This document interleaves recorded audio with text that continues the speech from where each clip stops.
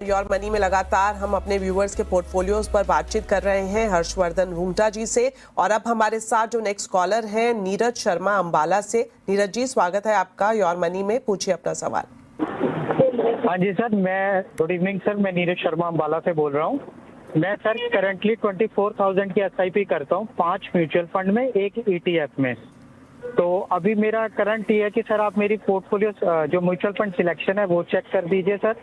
और दूसरा सर, मैंने 2 फंड है, HDFC mid cap growth opportunity and Canara Robeco small cap. मैंने इसमें SIP बंद कर दी थी लेकिन पैसे विड्रॉ नहीं किए हैं सर। उसमें अराउंड 2.5 लाख है दोनों में।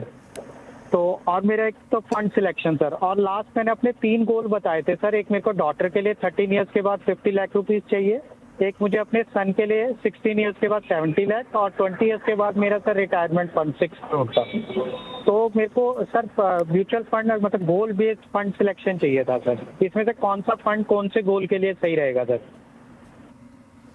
ऑल राइट, तो जिस तरह से इन्होंने अपने फाइनेंशियल टारगेट्स बताए हर्षवर्धन जी, 13 साल में बेटी की पढ़ाई के लिए 50 लाख चाहिए, 16 साल में बेटे की पढ़ाई के लिए 70 लाख चाहिए, और 20 साल में रिटायरमेंट जिसके लिए इनको 6 करोड़ चाहिए। और वहीं एक नज़र डाल लेते हैं इनकी पोर्टफोलियो वैल्यू पर, जो कि 14 लाख की है। अभी जो मंथली सिप कर रहे हैं इसका अमाउंट 24,000 है।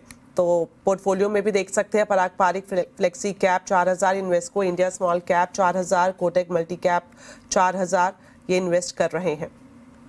और इस इनके पास मोतीलाल ओसवाल मिड कैप भी है, SBI कॉन्ट्रा फंड है, टाटा गोल्ड ETF है। क्या सलाह रहेगी सर आपकी? और साथ ही ये भी इन्होंने जिक्र किया कि ये HDFC मिड कैप फंड में और साथ ही साथ कैनरा रोबेको स्मॉल कैप में अपनी सिप को रोक चुके हैं, हालांकि इन्होंने अमाउंट अभी विड्रॉ नहीं किया है। तो नीरज जी देखिए, 2-3 चीजें मैं आपको कमेंट करूंगा। पहले आपके एग्जिस्टिंग पोर्टफोलियो पे जिसमें आप SIP कर रहे हैं, जो एक्टिव है आज की तारीख में, मुझे लगता है जो सारी स्कीम्स आपने ले रखी है, जो एलोकेशन लगा आपने पर स्कीम दी है, which is large mid small वगैरह, जो अलग कैटेगरी वाइज आपने एलोकेशन किया है, वो सब ठीक है। और फिलहाल जो आपका SIP एक्टिव SIP का पोर्टफोलियो है वो आप कंटिन्यू करें, उसमें कोई बदलाव करने की मुझे जरूरत दिखती नहीं है। जहां तक आपकी पुरानी स्कीम्स की हैं जिसमें SIP आपने बंद कर रखी है लेकिन स्कीम में फंड अभी भी है, तो वह दोनों स्कीम्स अच्छी हैं। सो मैं स्कीम पॉइंट ऑफ व्यू से आपको सुझाव नहीं दे रहा हूं, मैं आपको एलोकेशन स्टैंड पॉइंट से सुझाव दे रहा हूं कि इसमें से आप स्मॉल कैप फंड का जो आपका एलोकेशन है वो रिडीम कर लें।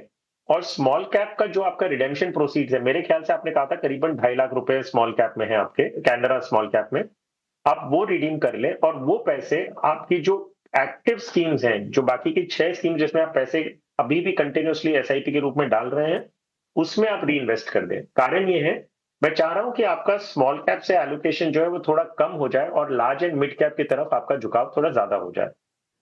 अब आते हैं आपके गोल्स की तरफ। अगर मैं देखूं कि जो आपका करंट वैल्यू 14 लाख रुपए का प्लस SIP जो आप कर रहे हैं, ये अगर हम 12% से आगे ग्रो करते हुए अज्यूम करते हैं, तो आपके दोनों बच्चों की जो पढ़ाई की रिक्वायरमेंट है वो पूरी हो जाएगी। सो आपके जो डॉटर के लिए आपको 13 साल में 50 लाख चाहिए, प्लस 16 साल में 70 लाख रुपए आपके बेटे की पढ़ाई के लिए चाहिए, ये दोनों पूरे हो जाएंगे। कंसर्न कहां आएगा कि इसके बाद में जो आपके पास कॉर्पस बचेगा फॉर योर रिटायरमेंट, वो करीबन 1.4 करोड़ रहेगा। तो 1 करोड़ 40 लाख रहेगा, जहां आपकी जरूरत जो है वो है 6 करोड़ की। तो यहां बहुत बड़ा मिसमैच है। तो या तो आपको अपने इन्वेस्टमेंट्स को बहुत एक्सपोनेंशियली बढ़ाना होगा, या अपने टारगेट्स को कहीं ना कहीं आगे जाते हुए मॉडरेट करना होगा। या तो बच्चों की पढ़ाई के लिए आपको एजुकेशन लोन का सहारा लेना है, या खुद फंडिंग करनी है, ये डिसीजन आपको लेना है, क्योंकि रिटायरमेंट के लिए आपको लोन नहीं मिलेगा। तो ये बैलेंस आपको करना होगा कि कैसे आप अपने कॉर्पस को यूज करेंगे, कितना बच्चों की पढ़ाई के लिए और कितना अपने रिटायरमेंट के लिए।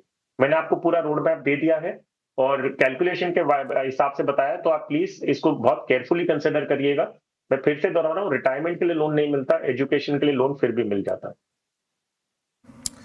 ऑल राइट, बढ़ते हैं आगे। और अब हमें मेल के जरिए जिन्होंने अपना पोर्टफोलियो भेजा है सुधीर शर्मा जी हैं। उनकी उम्र 45 साल है और मंथली सिप अभी इनकी 20,000 की चल रही है। और इनका सवाल ये है कि ये 10 साल के लिए निवेश करना चाहते हैं, और साथ ही साथ इन्होंने ये भी कहा कि ये 5 साल तक 3-3 हज़ार बढ़ाएंगे, लेकिन फिर 10 साल तक ये अपने आप को इन्वेस्टेड रखना चाहते हैं इसी में ही।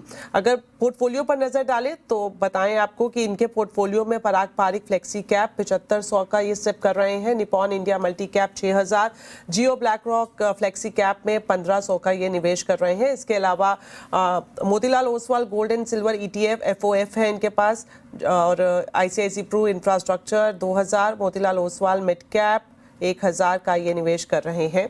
और आगे भी इनके पास अगर फंड्स की बात करें तो इसके अंदर ICICI प्रू इंफ्रास्ट्रक्चर है जिसमें 2000 का इनका इन्वेस्टमेंट है। मोतीलाल ओसवाल मिड कैप में भी 1000 रुपये ये मंथली बेसिस पर सिप कर रहे हैं। तो क्या राय रहेगी आपकी?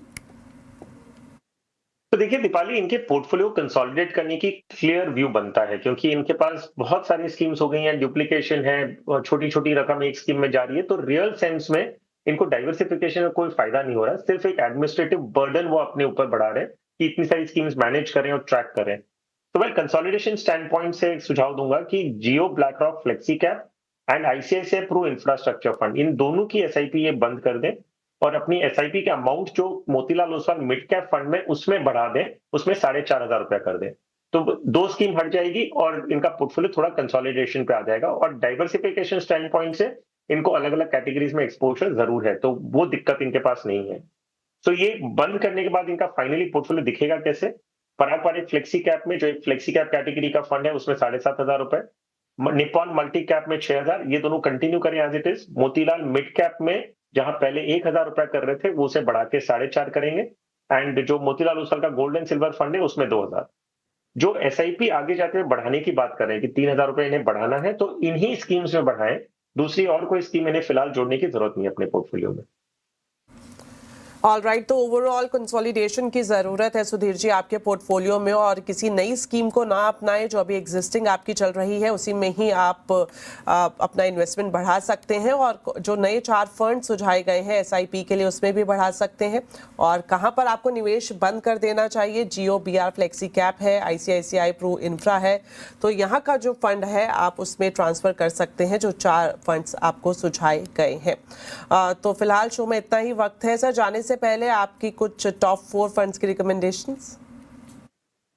जी हाँ दीपाली, जरूर दूंगा, लेकिन सिर्फ एक और बताऊंगा कि ये 4 फंड अपने आप में अच्छे नहीं, इसके अलावा भी और हैं। आपने 4 फंड पूछा तो मैं 4 फंड के नाम दे रहा हूँ अलग अलग कैटेगरी के। एक है ABSL Nifty 50 equal weight index fund. So basically जो पैसिव इन्वेस्टमेंट करना चाहते हैं, जो इंडेक्स को ट्रैक करना चाहते हैं, उनके लिए ये फंड है। लेकिन उसमें एक बदलाव है कि ये इक्वल वेट इंडेक्स फंड है। सो 50 निफ्टी की स्कीम्स में 2-2% इक्वली लगेगा। अनलाइक जो निफ्टी 50 का एलोकेशन है, इसमें थोड़ा बदलाव है, तो प्लीज उसे थोड़ा समझिएगा अगर आप ये स्कीम चूज कर रहे हैं। दूसरा ऑफ कोर्स पारंपरिक फ्लेक्सी कैप, जो एक फ्लेक्सी कैप कैटेगरी का है लेकिन लार्ज कैप ओरिएंटेड है। बहुत ही अच्छा इन्वेस्टमेंट स्ट्रेटेजी और फिलोसफी है, अच्छा परफॉर्मिंग फंड है, तो आप देख रहे होंगे पॉपुलर भी बहुत है, तो अपने पोर्टफोलियो में जोड़ सकते हैं। एक मल्टी कैप फंड सजेस्ट करूंगा, Nippon India multi cap fund, कि आपको अगर मार्केट का पूरा एक्सपोजर चाहिए, लार्ज मिड एंड स्मॉल सब में आपको एक्सपोजर चाहिए, तो ये एक अच्छी स्कीम है जिसके जरिए आप तीनों मार्केट सेगमेंट्स में एक्सपोजर ले सकते हैं। एक pure mid cap fund, white okay mid cap fund, क्योंकि हमने लार्ज कैप ओरिएंटेड बता दिया, एक इंडेक्स फंड बता दिया, एक मल्टी कैप, तो एक mid cap, pure mid cap अगर अपने पोर्टफोलियो में जोड़ना चाह रहे हैं तो White okay mid cap fund. तो इस तरह आपके पास large and mid cap category में प्राइमरी एक्सपोजर रहेगा और थोड़ा एक्सपोजर आपको स्मॉल कैप में मिलेगा जो मल्टी कैप के जरिए है। ऑल राइट, तो किस तरह से आप डाइवर्सिफाई कर सकते हैं अपने पोर्टफोलियो में? मिड कैप की बात करें, मल्टी कैप की बात करें, फ्लेक्सी कैप भी बता दिए सर ने, और साथ ही साथ जो निफ्टी 50 इक्वल वेट इंडेक्स है वो भी यहाँ पर सुझाया गया है। तो sir thank you so much, आज आपने वक्त निकाला, योर मनी में आप आए और हमारे दर्शकों के पोर्टफोलियोज पर बातचीत की, उन्हें राय दी। तो साथ ही मैं अपने दर्शकों का भी धन्यवाद करना चाहूँगी, और इसी तरह से आप हमें अपने सवाल भेजते रहें, हम कोशिश करेंगे ज़्यादा से ज़्यादा सवालों को अपने शो में लेने की। फिलहाल के लिए दीजिए इजाज़त, नमस्कार।